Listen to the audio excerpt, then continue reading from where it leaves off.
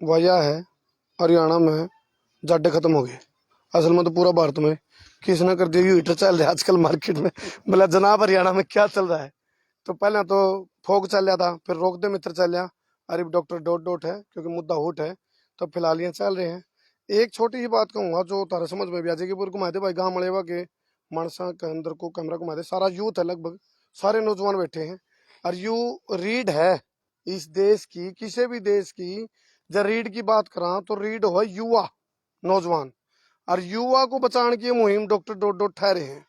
गणखरे न पागल कहने लगे मामनू को, भाई तुम भी पागल कह दो बेसंत है। लेकिन जब सामने भी लोग कहने लग देंगे भाई तुम भी पागल हो, बोला तू भी पागल मैं भी पागल, पागल सारे ने होना पड़ेगा। जब सामने भी लोग कहने लग जाएंगे नहीं भाई ये भी पागल है, तो समझ लो समस्या का हल हो जाएगा। और बड़द जब फंस रहा हो चाहे उसका चुकर तो 50 लाख लो, वो कौन लिगड़ा है? उन्हें क्या करना पड़ेगा? बड़द ने वो कसना पड़ेगा, वो कसना पड़ेगा नहीं, थोड़ा उन्हें करना पड़ेगा तो तो हमने करना पड़ेगा। और बाकी काटने का काम ये कर देंगे। तो सुशील भाई ने बताइए तो टेक्निकल बात बताई है। तो कितने साल पुराना ग्रंथ है जी? ये 5 साल पुराना है। आगे दिखा दो, दिखा दो। ये सुशील यू भाई यू है। नहीं है, चरक संहिता है वाग्भट न जो लिखा है, अष्टांग हृदय अष्टांग संग्रह है, या किसी भी आप पुराना किसी भी शास्त्रकार ने उठा के देखोगे बुखार के बारे में जबर चिकित्सा में जाओगे, यू हर ग्रंथ में है, हर चीज इसमें कुछ नया है ही नहीं इसमें। एक इसमें देखो अच्छा वजन है, लेकिन मन को हूँ इसके अंदर एक एक बात प्रमाणिक है। क्योंकि जब इस पर चल कर दे तो बचे रहे, जब आए ई का चक्कर में तो आप फंस गए। एक बीमारी दबी मतलब 10 लिकड़ी, यानी कि यह चीज इब डॉक्टर साहब टेक्निकल तरीका बताऊंगे। और एक रिक्वेस्ट हो रहा है डॉट डॉट मास्टर जी, हमारी पीढ़ी देखो आमने को तो आप सारी कसर काट दोगे, लेकिन जितनी देर हमारा लाइव में बोलो उस टाइम अपना जो करो वहाँ नहीं आई थी 3 इडियट मूवी, वो चेंज कर दिए थे नाम। तो एक आधी चीज मैं लगा दूंगा, एक आधी चीज चेंज कर लियो और फिर बाद में तारा गई खुल कर बताऊंगा भाई। और इस लाइव का पीछे हमारा एक मकसद है, अगर लोगों ने नू नहीं लागा भाई ये डॉक्टर साहब चुप बैठे हैं। जनसभा चल रही है, दिखा दे बच्चों कर दे, जनसभा चल रही है, कार्यक्रम चल रहे हैं, बदस्तूर जारी है, लोग जागरूक हो रहे हैं। और लोगों का अंदर हौसला भी है, जुनून भी है, जोश भी है, सिर्फ उनको दिशा देनी है। और ये टेक्निकल तरीका तो बताऊंगा, इनका काम है जागरूक करना। तुम चल लोगे उस पर तो भाई तुम अपना फायदा हो जाएगा, और जब नहीं चल लोगे तो फिर इस चीज का नुकसान तो भुगते रहे, नुकसान में तो है। तो फिलहाल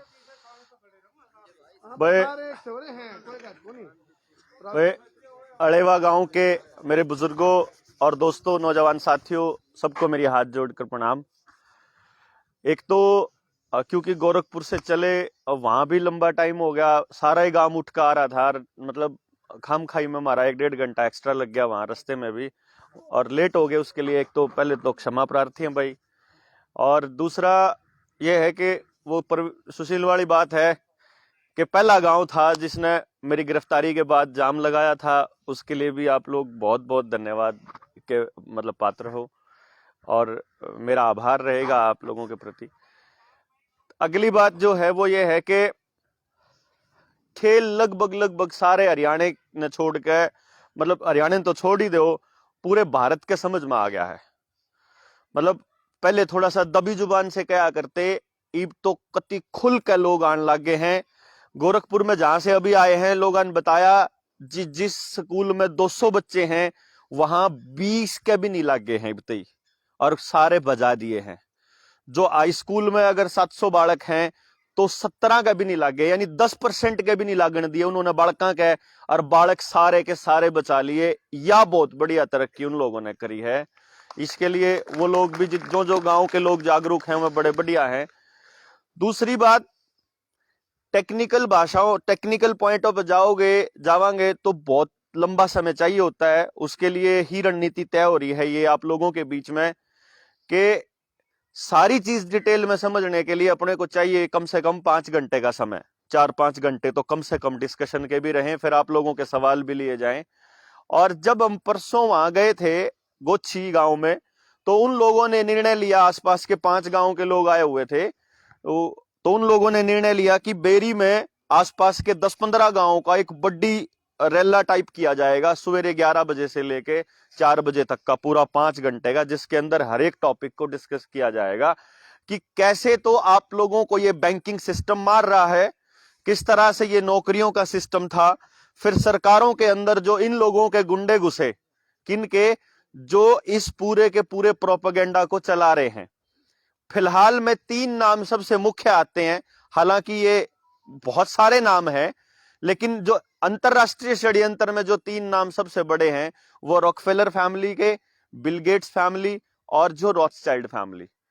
जो पैसे का जो खेल खेलती है वो रॉथस्चाइल्ड फैमिली खेलती है, जो वर्ल्ड बैंक को पैसा देती है, यूनाइटेड नेशंस को पैसा देती है, और वो पैसा सारा का सारा वर्ल्ड बैंक के कर्जे के थ्रू इंडिया को दिया, मतलब थोपा जाता है इंडिया के ऊपर। और फिर इन लोगों को यानी सरकारों की ये मजबूरी हो जाती है कि इनकी बातों को पूरा का पूरा न्यू का न्यू मानना है। जैसे ये कहें, जैसे आपने खेती के कानून देखे, जिसने भी वो वीडियो देखी हो, मैंने एक एक लाइन टू लाइन समझाया था एक एक चीज, कि कौन सा शब्द मतलब आदमी को मारेगा, कौन सा शब्द जो है फिर किसान की नस्ल, अगली नस्ल को खत्म करेगा। तो वो ऐसा लगता था जैसे सरकार ने अपने दिमाग से कुछ भी नहीं किया, उनको तो बस किसी ने लिख के दे दिया और उसने नुक्का नु वो कानून की शक्ल में हमारे ऊपर थोप दिया। ऐसे ही ये पैसे का खेल चलता है। दूसरी जो फैमिली है वो रॉकफेलर फैमिली है। रॉकफेलर फैमिली जो है वो स्टार्ट करती है अपने तेल के ईंधन, जो ईंधन है मतलब वहां से, यानी जो पेट्रोलियम के जितने भी कुएं हैं अरब कंट्रीज में, और उस पूरे के पूरे साम्राज्य इसके ऊपर जो कब्जा है वो रॉकफेलर फैमिली का है। तेल शोधन के बाद जो केमिकल बचते हैं, जिससे पेस्टिसाइड बनाया जाता है, जिससे यूरिया और ये सब बनता है, सब कुछ जो अपने खेतों के अंदर दवाइयों के रूप में गिरता है पेस्टिसाइड और इंसेक्टिसाइड की फॉर्म में, वो सारा का सारा जो पेस्टिसाइड का जो साम्राज्य है उसका भी मालिक वही रॉकफेलर फैमिली है। वही रॉकफेलर फैमिली है जिसने 1908 में फ्लेक्सनर कमीशन बिठाया था American institute of medical studies के अंदर, यह कह करके कि आप बताइए पूरी दुनिया के अंदर कौन सा मेडिकल सिस्टम लागू होना चाहिए। उससे पहले American institute of medical studies के अंदर सारी चीजें पढ़ाई जाती थी। हमारी आयुर्वेदा भी पढ़ाया जाता था, होम्योपैथी भी पढ़ाई जाती थी, नेचुरोपैथी भी पढ़ाई जाती थी, फिर एक्यूप्रेशर, एक्यूपंक्चर और दुनिया की तमाम जितनी भी चिकित्सा पद्धतियां हैं। क्यों? क्योंकि हर सभ्यता की चिकित्सा पद्धति अलग अलग होती है। भारत में भी आप देखोगे राजस्थान के लोगों की चिकित्सा पद्धतियां हिमाचल के लोगों से डिफरेंट मिलेगी। क्यों? कि एनवायरमेंट अलग है, मौसम अलग है, तो उनकी बीमारियां अलग हैं तो उनके इलाज करने के तरीके अलग, जड़ी बूटियां अलग हैं, तो जहां जिस तरह की जड़ी बूटियां, पेड़ पौधे, वनस्पति होंगी वहां उस तरह की वैसी ही मतलब चिकित्सा की पद्धतियां होती हैं। तो उन लोगों ने, उस रॉकफेलर फैमिली ने जिस वक्त फ्लेक्सनर कमीशन को फंडिंग किया कि तुम लोग ये वाली रिपोर्ट दो, जैसे आप लोगों ने कमीशनों का खेल देख ही लिए हैं, अब कल को एमएसपी के ऊपर कमीशन बनेगा या ऐसे बनेगा तो सरकारें डिसाइड कर लेती है पहले से कि आपने करना क्या है। कमीशन जस्ट एक बहाना होता है, जैसे पुलिस होती है, जैसे पुलिस जो है वो अपनी जांच को पहले से निर्धारित कर लेती होती है और बाद में जो है वो अपना एक कागजी कार्रवाई करने के लिए करती है। ऐसे ही फ्लेक्सनर कमीशन ने रिपोर्ट दिया, फ्लेक्सनर कमीशन ने एक रिपोर्ट दी कि भाई आपका पूरी दुनिया के अंदर केवल एक पद्धति होनी चाहिए और वो एलोपैथी होनी चाहिए। और उसके बाद फिर 1940s के दौर में, फिर उसके बाद जब WHO का गठन हुआ द्वितीय विश्व युद्ध के बाद, कि पूरी दुनिया के ऊपर एक ही चिकित्सा पद्धति थोपने का काम आज इस लेवल पे पहुंच गया है कि उस बिल गेट्स की मालिकाना हक वाली कंपनी, जिसको PHFI बोलते हैं, public health foundation of India, वो 2006 में इंडिया के अंदर घुसी थी। आप समझ सकते हैं कि 2006 में घुसी है और 2019 के अंदर ये खेल चालू होया, यानी 13 साल उसने हमारी जो चिकित्सा के जो सेक्टर था, यानी हेल्थ सेक्टर था, उसके अंदर ही अंदर घुस के उसको खोखला किया पहले। यानी कि PPP मॉडल सभी को मालूम है, पब्लिक प्राइवेट पार्टनरशिप। और आज जितने भी भाई सरकारी डिपार्टमेंट से बात मतलब वो रखते हैं, उनके साथ संबंध या उनको मालूम है इस डिपार्टमेंट के अंदर आना जाना रहता हो जिनको, उन सबको पता होगा कि आज हर डिपार्टमेंट के अंदर एक NGO बैठा हुआ है। हर डिपार्टमेंट में आप एजुकेशन डिपार्टमेंट में जाओगे, SSA के अंदर बैठे हैं 3-4 NGOs, हेल्थ डिपार्टमेंट में जाओगे वहां भी बैठे हैं, आप अपनी सेक्रेटरीट में जाओगे, वहां भी आपके लाइसेंस बनाने वाले और वो जो सारे काम करने वाले सारे के सारे पासपोर्ट अथॉरिटी तक के अंदर जो है एनजीओज बैठे हुए हैं। पब्लिक प्राइवेट पार्टनरशिप ये मॉडल था जिसको लाने वाली सोनिया गांधी थी। क्योंकि कई लोगों को ऐसा लगता है, कई बार कई लोग ये कह देते हैं कि तो सरकार के विरोध में बात करता है। तो मैं बहुत स्पष्ट तरीके से आपको बता दें कि हम ना मोदी विरोधी हैं, हम ना भाजपा विरोधी हैं, हम केवल बेवकूफी विरोधी हैं। कि आप अगर अकल का इस्तेमाल ही नहीं करोगे तो आपको नजर नहीं आएगा कि अरविंद केजरीवाल की भाषा और राहुल गांधी की भाषा वही है जो अमित शाह की और नरेंद्र मोदी की है। जितना जोर ये लगा रहे हैं उतना ही जोर वो लगा रहे हैं। जितना अशोक गहलोत जोर लगा रहा है उतना ही खट्टर लगा रहा है। उतनी ममता बनर्जी लगा रही है उतना ही उद्धव ठाकरे लगा रहा है शिवसेना वाला, उतने ही कम्युनिस्ट पार्टी केरला में लगा रही है। यानी कि सारे के सारे जो पॉलिटिकल नेक्सस है वो एक सिरे पे काम कर रहे हैं। और सिर्फ इंडिया में नहीं, विदेशों के अंदर भी आप देखिए, जब ट्रंप था उस टाइम राष्ट्रपति, तो ये बाइडेन जो है ये विपक्ष में बैठा करता था, कमला हैरिस विपक्ष में बैठती थी। आपको वो बयान अगर ध्यान हो, अगर आपने उसको गौर से पढ़ा हो, कि जिस वक्त ट्रंप था राष्ट्रपति, उस के जिस केमिकल के ऊपर उसके साइन होंगे ट्रंप के, वो हम अपने बच्चों को नहीं लगने देंगे, उसमें पक्का जहर मिलेगा। अब बाइडेन आया, बाइडेन ने भी अमेरिका के अंदर यही फोर्स करना शुरू कर दिया, तो अब ट्रंप ने कहा कि जिनके ऊपर इनके साइन है हम नहीं लगने देंगे अपने बच्चों को। मतलब बिल्कुल डिट्टो चल रहा है। ऐसे तंजानिया के अंदर हुआ, तंजानिया के राष्ट्रपति ने एक बार पूरा ओपन के अंदर ये बोल दिया कि ये जो खेल है हमारे समझ में आ गया है और हम इसके अंदर इसको डिक्लेयर नहीं करेंगे और हमारे यहां तो सिंपल फ्लू रहेगा, हम लॉकडाउन नहीं लगाएंगे। अगले ही दिन तंजानिया के राष्ट्रपति को नजरबंद करके घर के अंदर कैद कर दिया गया और यह कह दिया गया कि वो तो पॉजिटिव हो गया। और उसके अगले महीने की मतलब 18 तारीख के आसपास, ये फरवरी 2019-20 की बात बता रहा हूं मैं, और फिर मार्च के अंदर उसको कह दिया कि ये तो इसकी डेथ हो गई इसी बीमारी से। उस बीमारी का खेल समझ लो आप में से मैक्सिमम लोग किसान आंदोलन में गए होंगे, क्योंकि इस गांव का बहुत बड़ा योगदान रहा है किसान आंदोलन के अंदर। आप देखिए कि सिंगू बॉर्डर पे पहली मौत हुई थी, डॉक्टरों ने डेड बॉडी देने से मना कर दिया और कहने लगे कि भाई ऐसे नहीं मिलेगी, प्रोटोकॉल फॉलो किया जाएगा। और एम्बुलेंस वाले ने भी 40,000 रुपए मांग लिए थे उस टाइम पे। तो एडवोकेट खरेटा और उसकी टीम फिर सीएमओ के ऑफिस गई वहां सोनीपत में, और सीएमओ को साफ साफ हिदायत दी थी कि तुमको कैसे पता कि आदमी इस बीमारी से मरा, जो बीमारी का चर्चा चल रहा था। तो सीएमओ ने कहा जी हमारे पास वो है, मतलब ऊपर से हिदायत है और इसी हिसाब से हमारे को पता लगा। हिदायतों का खेल क्या है, आईसीएमआर ने प्रोटोकॉल जारी किया हुआ है। जो भी भाई यहाँ इंटरनेट के साथ कनेक्टेड है, ये वीडियोस आपको मिल ही जाएंगे, आप दोबारा से सर्च करके ढूंढोगे संसार क्रांति पे भी और हरियाणा इस पे हलचल असंध हलचल पे भी, वहां आप देख रहे हो कि वहां क्या मिलेगा आपको। U07.1, U07.2, ये दो मेथड्स थे कि किसी भी आदमी को कौन सी बीमारी से मरा हुआ दिखाना है। और आप हैरान रहोगे अगर इन दोनों के को डिटेल में पढ़ लोगे तो ये आएगा कि चाहे आप एक्सीडेंट में मरे हो, आपको उसी बीमारी से दिखाया जाएगा मरा हुआ। यानी कि 2019 के बाद जब इसे ये स्टार्ट हुआ है, खासतौर पे अपने लॉकडाउन में, जब मार्च 2020 के बाद, उसके बाद तो कोई और बीमारी से लोग मरने बंद ही हो गए। तो इसी चीज को ध्यान में रखते हुए जब एडवोकेट खरेटा ने जब ये बोला कि आप ऐसे किसी को किसी बीमारी से मरा हुआ डिक्लेयर नहीं कर सकते, आपको इसके लिए या तो ऑटोप्सी करनी पड़ेगी या आपको इसके लिए पोस्टमार्टम करना पड़ेगा। और जब वो प्रेशर बनाया, बोर्ड बिठाया, पोस्टमार्टम हुआ, उस पोस्टमार्टम के बाद आप देखोगे कि वहां पर डिक्लेयर हुआ कि उस किसान की मौत हार्ट अटैक से हुई थी। और उसके बाद सीएमओ को यह कह दिया था साफ साफ कि आज के बाद एक भी किसान की मौत को इस बीमारी से तब तक नहीं कहोगे जब तक आप हमें सबूत नहीं दिखाओगे कि इस बीमारी से मरे हुए की पहचान क्या है, पोस्टमार्टम में वो कौन सी चीज आएगी, पोस्टमार्टम में वो कैसे आए, पता लगेगा कि इस बीमारी से मरा है। तो उस टाइम के बाद से लेके आज तक आप देख लो, आपा तो 1 साल बैठे रहे, किसान आंदोलन में एक भी मौत नहीं हुई इस बीमारी से। यही खेल था बस।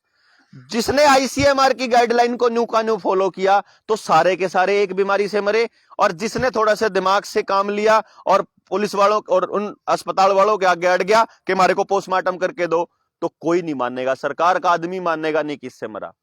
तो दहशत फैलाने का जो ये खेल चला, इस खेल को समझने वाली बात थी अपने समझ में आने में थोड़ा टाइम लग गया।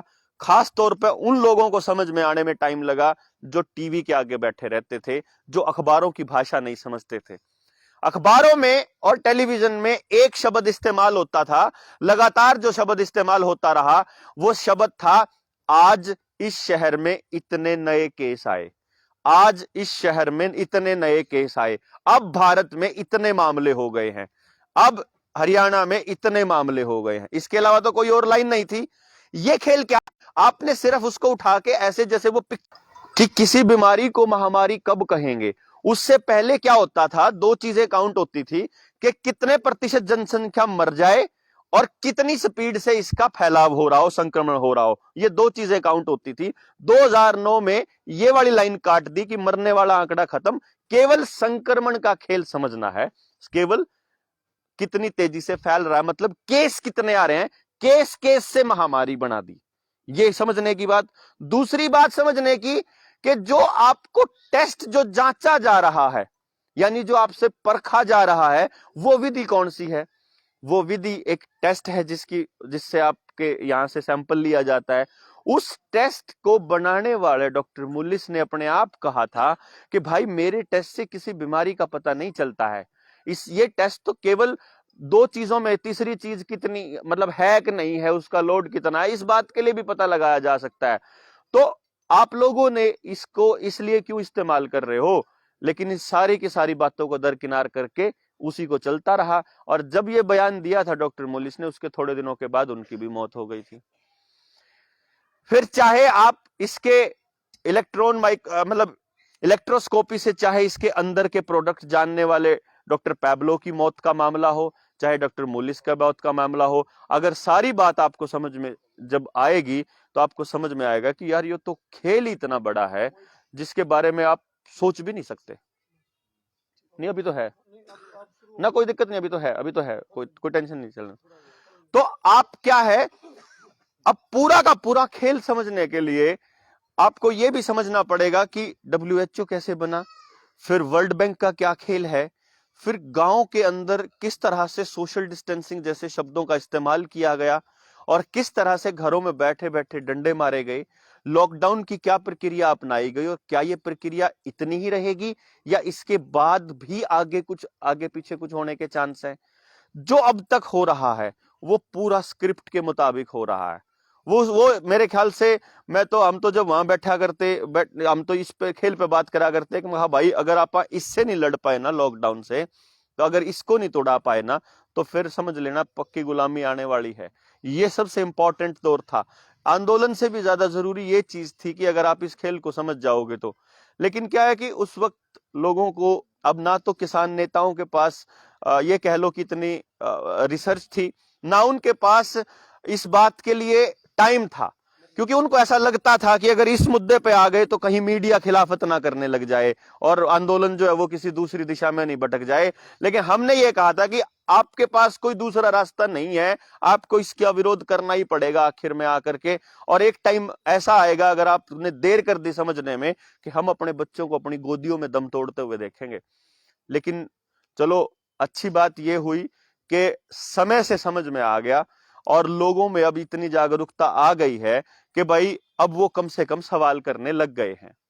अब इसके अंदर टेक्निकल पॉइंट 2-3 हैं जिनके ऊपर हम लोग बात करते हैं। कई लोगों को ऐसा लगता है कि हम किसी सरकार की किसी मुहिम का विरोध कर रहे हैं और हम जो लगाए जा रहे हैं हमारे बच्चों को, हम उसका विरोध कर रहे हैं। हम उसका बिल्कुल भी विरोध नहीं कर रहे हैं। हम कह रहे हैं कि आप ड्यू प्रोसेस फॉलो करो, जो प्रोसेस होनी चाहिए। उस प्रोसेस के बारे में आपको मैं 2-3 बातें बताता हूं। एक वर्ड होता है जिसको हम कहते हैं इन्फॉर्म्ड कंसेंट। इन्फॉर्म्ड कंसेंट के बारे में आप लोगों में से किस किस ने सुना है? सुना नहीं है? मैं बताता हूं आपको इन्फॉर्म्ड कंसेंट क्या होती है। 2019 से पहले अगर आप कहीं अपना इलाज कराने जाओ किसी डॉक्टर के पास और डॉक्टर को ऑपरेशन करना हो, तो डॉक्टर आपसे कागज के ऊपर एक कागज पे साइन करवाता था उसके किसी रिश्तेदार से, मरीज के रिश्तेदार से। वो ये बोलता था कि भाई ये इलाज होने वाला है, इस तरीके से इलाज करेंगे, इस इलाज में बचने के चांस इतने % है और इतना खर्चा आएगा और ये डॉक्टर बुलाना पड़ेगा, ऐसी ऐसी बातें बता करके, और भाई तुम लोग साइन कर दो इस पे। वो होता था कि डॉक्टर ये कहता होता था कि हमने इनको बता दिया है इस मरीज को कि भाई यह सिचुएशन है। इसको इन्फॉर्म्ड कंसेंट कहते हैं कि हम अपने मरीज का शरीर देते हैं कि चलो आप ये ऑपरेशन या ये वाला इलाज इसका कर लो। यहां पर भी ऐसे होना चाहिए था कि जब आपको कोई चीज डाली जा रही है आपके शरीर के अंदर, तो डॉक्टर आपको बिठाए, आपको बताए कि जी ऐसे ऐसे करके इस कंपनी की दवा हम आपको लगा रहे हैं, इस दवा के अंदर ये चीजें हैं और इन चीजों से आपको ये साइड इफेक्ट हो सकते हैं। हम नहीं कहते कि आपको वो साइड इफेक्ट होंगे, हम ये कह रहे हैं कंपनी ये कहती है। अगर आपने मेरी वो वीडियोस सुनी हो, देखी हो, तो मैंने वो वेबसाइट भी दिखाई थी अपनी। उस वेबसाइट के ऊपर भी साफ साफ लिख के दिखाया था कि आप कंपनी की वेबसाइट पे जाओ, जो भी आपको लगा रहे हैं ये जो भी केमिकल वाली दवा, उस कंपनी की वेबसाइट पे जाओगे, वहां उस इसकी इंजेक्शन की वो जो है क्या नाम हुई जो भी है उसकी फैक्ट शीट के ऊपर आप क्लिक करोगे तो उसमें वो साइड इफेक्ट की लिस्ट दी हुई है। उसमें माइल्ड साइड इफेक्ट क्या क्या हो सकते हैं वो भी दिए हुए हैं, सीवियर क्या क्या दिए, उसमें बड़ा साफ साफ लिखा है कि आपको क्लॉटिंग हो सकती है। ये नहीं कह रहे कि होगी, हो सकती है।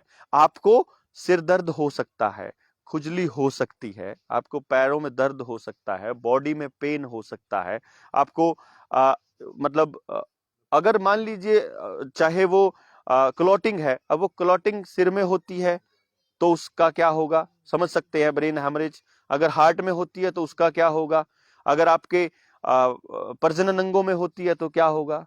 तो ये ऐसी प्रॉब्लम, आज ही की खबर है अभी दैनिक भास्कर की थोड़ी देर पहले की, कि अगर लेडीज में ये उई लेने के बाद में अगर आपके मेंसेस में देरी हो रही है या इरेगुलरिटी हो रही है तो ये नॉर्मल है। आप समझ सकते हैं, अखबार की खबर कह रहा है कि अगर ऐसा होता है इरेगुलरिटी तो वो नॉर्मल है। तो इसमें हम तो नहीं कह रहे हैं, कंपनियां कह रही है कि ऐसा हो सकता है। तो क्या आप लोगों को यह बताया गया था? सिर्फ सवाल इतना सा है, क्या आपको यह बताया गया था? अगर नहीं बताया गया था तो इसका मतलब है वो ड्यू प्रोसेस फॉलो नहीं कर रहे हैं। दूसरी बात, अगर आप 18 साल से कम है, अगर आपकी उम्र 18 साल से कम है तो आपके मां बाप को बुला करके वो फैक्ट शीट निकाल करके और वो जो साइड इफेक्ट की कॉपी है वो दिखानी चाहिए थी। खास तौर पे जो स्कूल के मालिक हैं और खास तौर पे जो स्कूल के टीचर्स हैं, सरकारी स्कूल है तो वहां के टीचर्स और प्राइवेट स्कूल है तो वहां के मालिक, उनको माँ बाप को बताना चाहिए था कि भाई ये कंपनी कहती है कि ये साइड इफेक्ट्स हो सकते हैं। ये भारत सरकार का MOHW का डिपार्टमेंट कहता है कि ये वाली प्रॉब्लम्स हो सकती हैं। जो जो वो कहते हैं, सरकार जो कहती है वो तो हम लोगों को बताना चाहिए था ना। उसके बाद आपकी मर्जी, आप लेना चाहते हैं तो लें, नहीं लेना चाहते हैं तो ना लें। है हाँ, सीवियर में तो उसमें लिखा हुआ है कि इवन डेथ भी हो सकती है। बड़ा साफ साफ हो गया, ठीक है। अब इसके अंदर आप समझिए पूरे के पूरे खेल को, कि अगर मान लीजिए डिपार्टमेंट आपको नहीं बता रहा है तो इसका मतलब है दाल में कुछ काला है। क्यों जी, समझना पड़ेगा। तो ये काम, ये जिम्मेदारी फिर उन लोगों को उठानी पड़ेगी जिनको बात समझ में आ गई है। अगर आज ये बात आपने नहीं समझी, अगर आज आपने सरकारों से सवाल नहीं किया तो क्या होगा, हम थोड़े दिनों तक तो अपने बच्चों को बचा के रख लेंगे, लेकिन ज्यादा दिन नहीं है जब हम इनको बचा पाएंगे। लोगों को ऐसा लगता है कि सिर्फ ये लगाना टारगेट है इनका।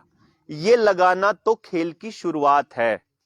इसके थ्रू जो आपका UHID बन रहा है, जो आपका आधार कार्ड के साथ आपका जो सर्टिफिकेट बन रहा है, वो सर्टिफिकेट बनाना, उस सर्टिफिकेट को लाइफ टाइम के लिए दिखाने के लिए आपका माइंड सेट तैयार करना। आगे जो खेल आ रहा है, इसके बाद जो खेल आ रहा है उसको बोलते हैं सोशल क्रेडिट सिस्टम।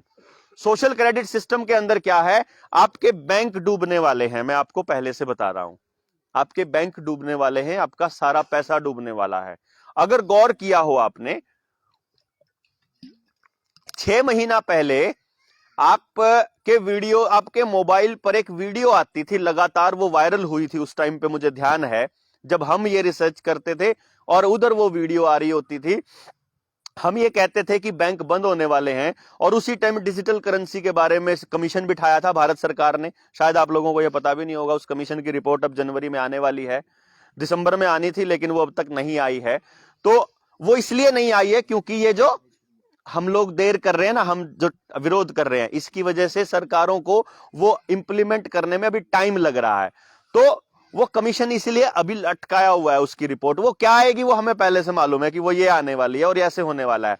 लेकिन वो वीडियो जो वायरल हुई थी, आपके मोबाइलों पे ध्यान हो, एक पुलिस वाला आदमी, पुलिस वाला अफसर, वो माइक पर अनाउंसमेंट कर रहा है कि आपके मोबाइल पर फलाने फलाने नंबर से अगर कॉल आती है तो वो नहीं उठाना है, आपका मोबाइल, आपका जो बैंक खाता है वो शून्य हो सकता है। याद है किसी के? है ना? वो शून्य हो सकता है। वो क्या खेल था समझिए, वो आपको मानसिक रूप से तैयार करने का खेल था कि आपका खाता अगर कल को खाली होता है तो आपको लगे कि ये चोरों ने किया है। चोरों ने नहीं किया है, असल में सरकारें करने वाली हैं अब ये काम। आप एक साइबर अटैक आएगा, साइबर अटैक की खबरें भी खूब आई थी कि साइबर अटैक हो सकता है हमारे ऊपर, इंटेलिजेंस ने खबर दी है कि साइबर अटैक हो सकता है। वो साइबर अटैक एक्चुअली आपके खाते साफ करने के लिए होगा। खाते साफ होने के बाद फिर सरकार एक पहले से कानून बना चुकी है जो आपको सेंस ऑफ सिक्योरिटी दे रहा है। जो सेंस ऑफ सिक्योरिटी शहरों के सो कॉल्ड पढ़े लोगों को अपना मुंह ढकने से मिलती है। जैसे अगर मैं मेट्रो में जाके उन पढ़े लिखे एलीट क्लास से बोलता हूं ना, जो अपने बच्चे का भी मुंह ढक के रखते हैं, मैं उनसे पूछता हूं कि तुमने ये क्यों पहना रखा है इसको, मुंह का कच्छा, तो बोलते हैं जी बस सेफ रहने के लिए। किससे सेफ रहना है उनको भी नहीं पता, बस एक सेंस ऑफ सिक्योरिटी है कि उनको लगता है कि हम ऐसे करके सेफ हैं। तो वो सेंस ऑफ सिक्योरिटी देने के लिए क्या किया भारत सरकार ने, उन्होंने आपको, आपके खाते में, पहले रूल था कि आपके खाते में 1 लाख रुपया सुरक्षित है, अब उन्होंने बना दिया 5 लाख रुपया सुरक्षित है। यानी किसी के खाते में अगर 6 लाख रुपया पड़ा हुआ है और वो साइबर अटैक आ जाए और आपका खाता जो है वो खाली हो जाए या बैंक डूब जाए, तो आपका 6 लाख में से 5 लाख रुपया आपका सेफ है। लेकिन वो ये नहीं देख रहे, अगर किसी का 50 लाख रुपया पड़ा है तो भी 5 ही लाख सेफ है, तो 45 लाख कहां गया और उसका हिसाब कौन देगा, इसका चर्चा उस कानून के अंदर नहीं है। तो ये समझने वाली बात होगी कि जो प्राइवेट प्रॉपर्टी एक्ट आ रहा है, जिसके अंदर वर्ल्ड इकोनॉमिक फोरम पहले ही बोल चुका है अपने 2017 के ट्वीट में कि 2030 में एक ऐसी दुनिया बनने वाली है जहां बॉर्डर्स नहीं होंगे, आपके घरों पे डिलीवरी होगी, आपके ऊपर, आप किसी भी चीज के ऊपर आपका अधिकार नहीं होगा, जिसमें बड़ा साफ उसका स्लोगन ही ये है कि you will own nothing but you will be happy. आपका किसी चीज के ऊपर अधिकार नहीं होगा लेकिन आप खुश रहोगे। यह स्लोगन है वर्ल्ड इकोनॉमिक फोरम का। वही वर्ल्ड इकोनॉमिक फोरम जो आजकल यूनाइटेड नेशंस का एजेंडा 21 चला रही है, एजेंडा 2030 चला रही है, जिसका नाम है सस्टेनेबल डेवलपमेंट प्रोग्राम। वही सस्टेनेबल डेवलपमेंट प्रोग्राम जो आने वाले टाइम में, अभी तो लॉकडाउन आपका बीमारी के नाम पे लगा था, आने वाले टाइम में लॉकडाउन लगने वाला है क्लाइमेट के नाम पर। दिल्ली में माइंड प्रोग्राम शुरू हो गया है। दिल्ली में पिछले 3 सालों से लगातार सर्दियों में धुंध की वजह से और पोल्यूशन की वजह से लॉकडाउन लगता है। जब दिल्ली पूरी बंद होती है, सब कुछ, सारे दफ्तर वगैरह, यानी लॉकडाउन, क्लाइमेट वाला लॉकडाउन। आने वाले टाइम में जरूरत से ज्यादा बारिश, जरूरत से ज्यादा गर्मी, जरूरत से ज्यादा सूखा, जरूरत से ज्यादा सर्दी, इन सब चीजों के ऊपर लॉकडाउन। मतलब ये इतना भी प्लान कर रहे हैं कि धरती का टेम्परेचर बढ़ रहा है, इसीलिए हम एक ऐसी फॉग से पूरी धरती को ढक देंगे कि सूरज का तापमान ही ना पड़े, ताकि धरती थोड़ी ठंडी हो जाए, और वो सिर्फ आपको बीमार करने के लिए। ये कैम ट्रायल आप देखते होंगे रेगुलरली, तीसरे चौथे दिन आपके आसमान पर वो जहाज दिखते होंगे जो पीछे धुआं सा छोड़ते हुए जाते हैं, उसको कैम ट्रायल बोलते हैं। वो केमिकल्स होते हैं जिनके अंदर कैंसर जनक पदार्थ होते हैं, यानी कि वो अगर आपकी बॉडी पे गिरते हैं, जिसकी बॉडी पे, वो कैंसर के कारण बनने वाले हैं। और ये हम लोगों को मालूम भी नहीं है। गांव के आदमी तो कहां समझ में आएगी ये सब चीजें। इसके ऊपर तो ब्रिटेन का राजकुमार ट्वीट कर चुका है कि तुम ये क्या खेल खेल रहे हो भाई, ये बंद करो अपने लोगों के साथ में। लेकिन क्योंकि हम लोगों को, ना तो हमारा जो यूथ है वो रिसर्च करता है, ना ही चर्चा करने के लिए इस तरह की चीजों पे गौर करता है, उसको तो मोबाइल में एक ऐसी चीज दे दी जाती है जो उसकी उम्र के हिसाब से उसको पसंद आती हो, चाहे मोबाइल के गेम हो, चाहे वीडियोज हो, चाहे नेटफ्लिक्स या दूसरी एप्लीकेशन जिनमें मूवी या सीरीज चलती हो, वो अपना उनमें लगा हुआ पूरा करने में। उसको इन चीजों पे रिसर्च नहीं कर रहा है और इसको पता भी नहीं है कि तुम्हारे नीचे की जमीन धीरे धीरे खिसका ही जा रही है। तो ये चीज समझने की बारी है कि आने वाले वक्त में आपकी खेती कंप्लीट पूरी तरह से बर्बाद की जाने वाली है।